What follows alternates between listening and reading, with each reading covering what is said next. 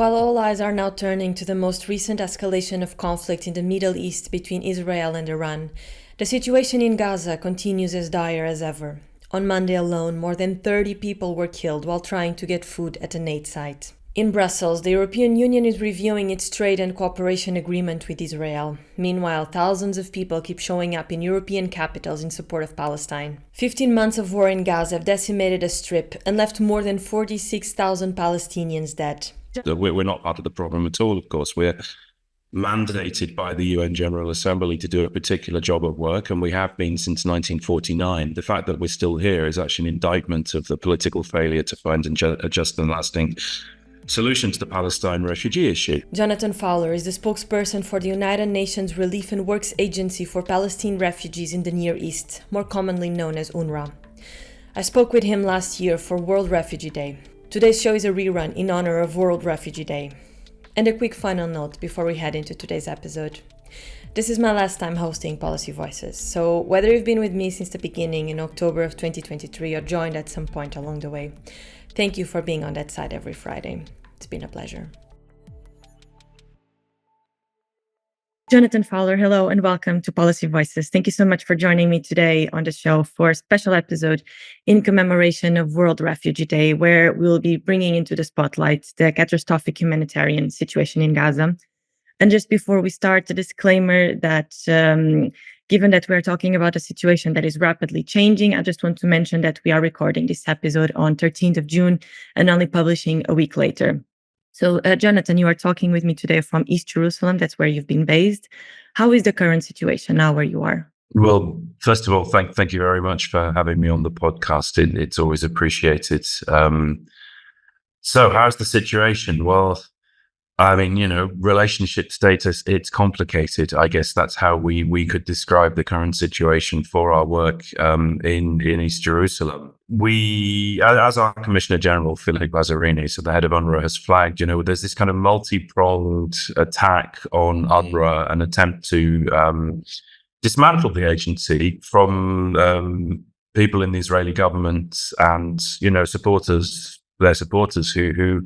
who basically don't believe in the fundamental premise of our mission and believe, that if you remove UNRWA from the picture, then somehow the Palestine refugee issue magically disappears, which of course, for a number of reasons, that's, well, to be quite blunt, that's nonsense because, you don't just remove one player from a situation and the situation is somehow magically resolved. We're not part of the problem at all, of course. We're mandated by the UN General Assembly to do a particular job of work, and we have been since 1949. The fact that we're still here is actually an indictment of the political failure to find a just and lasting solution to the Palestine refugee issue. We're here, we carry on doing our work unbowed. This is a way of explaining that we're in a very, very, very complicated operation environment here in East Jerusalem.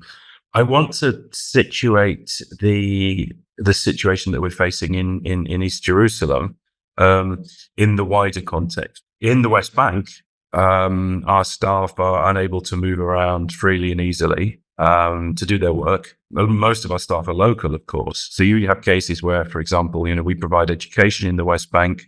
You have a teacher living in Ramallah, say working in a school in in Bethlehem.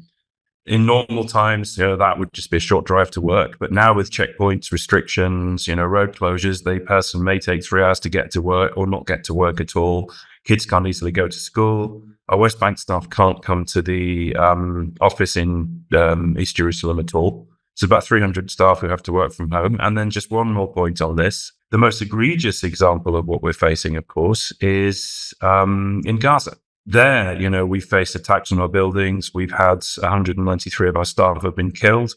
So this is very much why Philippe Lazzarini has talked about this as a part of a pattern. It's like a multi-pronged assault against our agency when we are a humanitarian organization with a specific job of work under a mandate from the UN General Assembly. I will, of course, later in the episode, focus specifically on the work of UNRWA staff in Gaza and challenges. I hate to use this word because it's much more than challenges, but I still wanted to focus more on the mandate of UNRWA and your work specifically because you joined UNRWA in October, so shortly after the October 7 attacks, and you've just been detailing very extensively now what it has been like to work for UNRWA, but how does one prepare for it? I mean, it's unimaginable what you've been going through already in just such a few months. Yes, I mean that's a fair analysis. It's certainly, at a professional level, this is the most complex operating environment I have been in.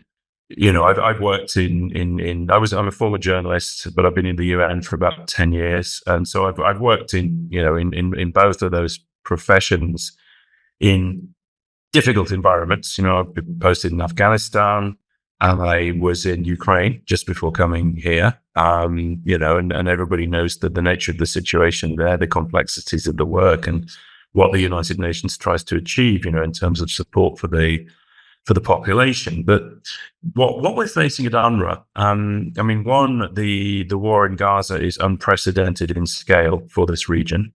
The level of destruction, the level of death, injury, it's a war of superlatives. So wherever you look, there's some new horror story in plain sight. And yet this has not been, this war's been going for 8 months. So it's basically, the amount of damage, the amount of death and destruction in such a short space of time is shocking. And it is the most dangerous place in the world to be a United Nations staffer, a journalist, a medical worker. I mean, regarding UN staff, we know at no point in the history of the United Nations have so many UN personnel been killed in a war. The reputation of the agency has been, we've been constantly under assault with misinformation, disinformation, some with impacts. Others, it's just that we have to deal with this, over and over and over. I mean, that's, sort of professional and personal level. This is what I mean. It's the most difficult, most complicated operating environment I've been in, because I cannot think of another occasion where the United Nations, any United Nations entity has been dealing with such a huge humanitarian crisis at the same time as, for example, it's been facing reputational attacks with huge implications for funding. And to get us situated, what exactly is that you do? So what is UNRWA's mandate? Sure. So our mandate is kind of multi-level. So, I mean, just to back up, I mentioned in response to a previous question, we have had a mandate from the United Nations General Assembly since 1949. So we're one of the oldest entities in the United Nations system. We're practically there at its inception. The reason why, of course, is that we were created as a very specific, in response to a very, very specific sort of geographically confined refugee crisis, which was the refugee crisis caused by the Arab-Israeli war of the late 1940s. And that crisis, of course, has not been solved. It's one of the most protracted refugee crises in modern history. UNRWA. So what does that stand for? United Nations Relief and Works Agency for Palestine Refugees. Now, so we provide sort of quasi-governmental services for Palestine refugees. And the goal of UNRWA is basically to provide the kind of services that might be provided by, public entities. Education, healthcare, sanitation, and within healthcare, things like, sort of psychological support, these sort of things, even garbage collection, this sort of stuff, to make sure that, as much normality can be lived as possible by Palestine refugees, despite the nature of this protracted situation. This means that we're actually a very kind of large organization compared to other UN organizations, because we have around 30,000 staff across the region. And the majority of them, overwhelming majority, are Palestinians. And within that, then almost all Palestine refugees. It's about serving the community from which people come themselves. But we also have a very specific geographical mandate. Sometimes people, given that we're speaking at a World Refugee Day, this is a significant point, because sometimes people say, well, why can't UNHCR just, do what you do? But the point is, UNHCR isn't a service provider in the same way. No other entity in the UN does what we do. That's the nature of our mandate. But also for geographical, historical reasons, because UNHCR and UNRWA were created around the same time. UNHCR is a year younger. UNHCR was created to respond to all other refugee crises except ours, because of the very different nature of this one, which is it's very geographically confined and so on. So we operate in 5 what we call fields. We operate in Gaza. We operate in the West Bank, including East Jerusalem. And then the third field, Jordan, fourth, Lebanon, fifth, Syria.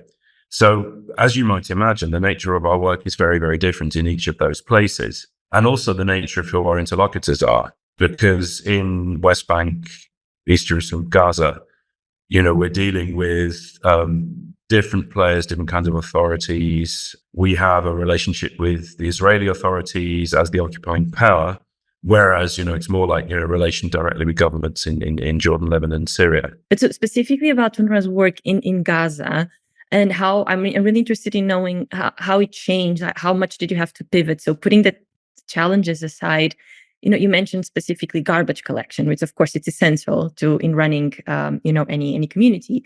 But I also can imagine that given the current catastrophic humanitarian situation, it's not so much a priority now. So what was a priority before and what are the priorities now? Well, ironically, actually, garbage collection should be a priority now because of the disruptions of the war. There's huge numbers of displaced people spread to places where sanitation is a huge challenge. You're talking about, sort of 330,000 accumulated tons of garbage in the Gaza Strip, with all the health implications.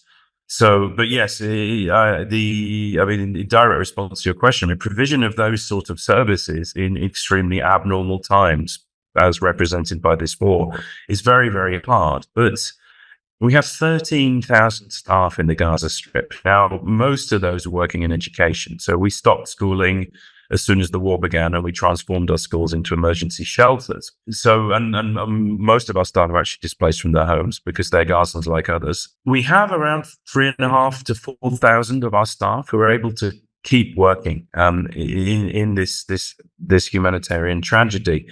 And that includes people who are trying to help with sanitation. We have people, we've been out of contact, for example, with the North for many, many, many months, at the beginning of the war. And when we were finally able to send a mission there to see what was going on, our staff who went there on this convoy, they met one of the sanitation engineers who had just carried on doing his work, heroically going to work every day. And this colleague's family had been killed, and he was still going to work to try to do something to prevent health impacts for the population in the surrounding community. People bravely continue to try and do those things. But overall, yes, the kind of staff that are still able to work on a regular basis in Gaza are what one might call them more sort of classic, humanitarians. So those people working in logistics, warehousing, this sort of stuff. But then also, of course, people working in health centers. Now, they were already, we have a huge network of health staff. We had around 1,000 health staff operating in the Gaza Strip before the start of the war, 22 primary healthcare facilities. Only 6 or 7 of those are able to continue running, but we're still doing, we have some smaller, more basic health points dotted around the Gaza Strip. But, these people are continuing to do their work stoically and at risk to their lives, to try to alleviate the impacts. And I just wanted to mention one more thing here, which is that we do have staff who've also pivoted to other roles, so people working in schooling who are now sort of working in shelter management. I did say schooling has stopped, but what I meant by that was formal education has stopped. But in fact, we're continuing to try to deliver psychosocial support through education and play for kids in shelters, because, kids have to be allowed to be kids even in the most horrific of environments, because this is the only way that we'd be able to undo some of the psychological damage caused by being displaced and being caught up in this war. And how many people does UNRWA employ nowadays in Gaza, and how are you able to maintain contact with them? Or if you are able to maintain contact at all? Well, contact is sadly erratic. We still have our employees, contracts haven't stopped because of the war. This is, of course, a huge issue because, some people are working, out of sight, as it were, because it's very difficult to be in contact with them. So we can't sort of put ourselves in a situation where we're sort of saying, well, we have no evidence somebody's working, so they shouldn't be paid. That would be absolutely brutal, We still have our headcount of 13,000 people, although, as I stressed, we've tragically 193 of our staff have been killed, some in the line of duty, others along with their families. And we fear that that number will rise just precisely because of the lack of contact. We have active messaging platforms with colleagues, we're always trying to check in on each other. We have a web of communications staff, including audio-visual staff in the Gaza Strip, who are providing incredible content so that the world can see what's happening and also to see what UNRWA is doing, at risk to their lives. One of our videographer colleagues was severely injured, a couple of months ago and had to be medically evacuated. It's like life-changing injuries, this kind of thing, but our colleagues, they put themselves on the line every day to do what they're supposed to do. And can you describe a bit what does a day in the life of an UNRWA worker in Gaza look like nowadays? There's no typical day for our colleagues. The colleagues we do speak with, for example, we have our archivist, our audiovisual archivist is based in Gaza. And it was very difficult to reach her for some time. We did actually fear for her well-being. And then we finally were able to reconnect. And she'd still, once she was able to get decent enough internet connection to be able to continue working, she was back doing her work. I find this kind of thing phenomenal. But what is a typical day? Well, the colleagues, say medical staff, we're speaking with one of our pharmacy staff. So, which is, of course, even more critical at the moment, making sure the right medicine comes in, very, very hard to get it in, but then make sure the right kind of stuff gets to the right people. And she's been displaced. So she's living in a tent with her husband and 2 children, with all the difficulties that imposes, tents in the cold, tents in the heat. And it's like a furnace in those tents now, the colleagues say. You barely, you have to sleep outside, but yet things are packed so closely together that, there's the risks of sort of human health. And there's always the risks of having to get redisplaced. The enduring comments that she made that stuck in my mind was, I kiss my kids goodbye in the morning. She might, it could even be some erratic times of day because she's doing long shifts. And I might hear a drone in the sky when I'm working in the pharmacy. And I don't know what that means, and literally, am I going to see them again? And that's like, nobody anywhere in the world should find themselves in a situation like that ever. Sadly, millions and millions of people do. But when it's direct colleagues of yours, people people you work with, something like that sticks in your mind because it's a very human reaction. And yet at the same time, colleagues will say, I can have that emotion, but it's also like I don't have time to think about stuff. There's one of the colleagues who's lost a dozen family members. That's like, scything through a family. And yet this person's continuing to work and said to me, quite frankly, actually work is what keeps me halfway sane. The grieving, the impact will come when the ceasefire comes and when the war is over. And, for our own staff, just like people across Gaza, the psychological healing, the challenge of that is going to be enormous. But, a typical day is a day of fear, a day of thinking, well, you may suddenly have to pack up and move because you've been displaced again. On average, Gazans have been displaced once a month. People have been able to carry less and less with them each time. Sometimes just physically, you can't carry it. Sometimes because they have to go through checkpoints where they're actually banned from carrying more than a small amount of stuff, so you leave your mattress behind, you leave your blankets behind, then what do? You have to start again and again and again. But in these kind of situations, the fact that our staff are able to continue working, like I said, one of them said it was partly that was the coping mechanism, was to continue working, but it's also about the commitment that they display to do what they do. People from the outside need to look at that and they need to understand how powerful that is, what our colleagues are dealing with. And yet they're still able to do what they're supposed to do. They're still invested with that mission. And we talk a lot about the baseline of 500 trucks of aid per day.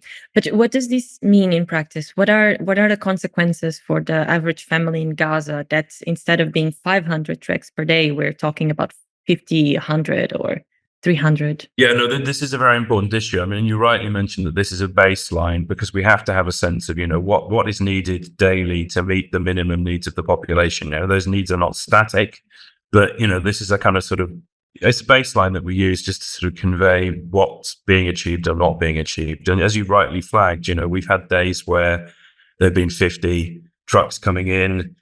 There's been zero. One of the bitter ironies is that the best performance for aid trucks being able to come into the Gaza Strip was 340, and it was about 2 days before the escalation started in Rafah.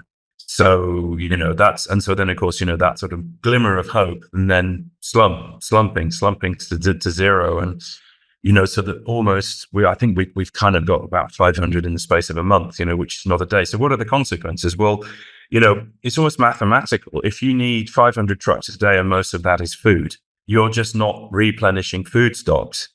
They become empty. Well, it's not rocket science, basically, to know that if there's no food, people don't eat. So then what happens? Malnutrition rates rise. And we see this all the time. We've seen this. We've been sounding the alarm. NGOs, United Nations system overall. We've all been sounding the alarm for months about, these rising malnutrition rates. Now, sometimes there are glimmers of hope, a little bit of improvement here, little, sort of improvement there, but then something worse happens somewhere else. That might be the escalation in Rafah, which then drives almost all of the huge numbers of displaced people back to places like Khan Yunis, where they're living among rubble, unexploded ordnance. But what does it mean for an average family? Well, not having enough to eat means starvation. Not having enough to drink means dehydration.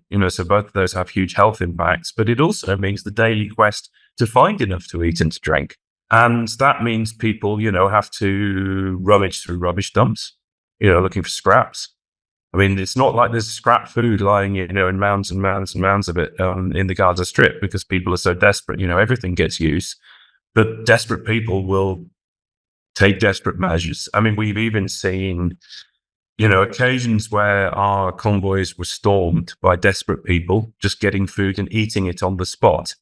Some people try to call this looting, criminality, but I always prefer to see this as it's a horrific sign of the level of desperation that people have been forced into, the hunger. But, the daily quest to go looking for food, for shelter, for safety means that people have to kind of put themselves in harm's way more and more. And in fact, one of the most recent tragedies, a team member who was very well known to us in the communications department and external relations, with whom, who's a very, very dear colleague to many of us, knew him personally. And he was killed along with a couple of members of his family, precisely because they were out looking for a new place to stay, which might be better, closer to potential food supplies, this kind of stuff. And I'm aware of, a handful of cases of colleagues of ours who were killed while out just trying to find something to eat for their family.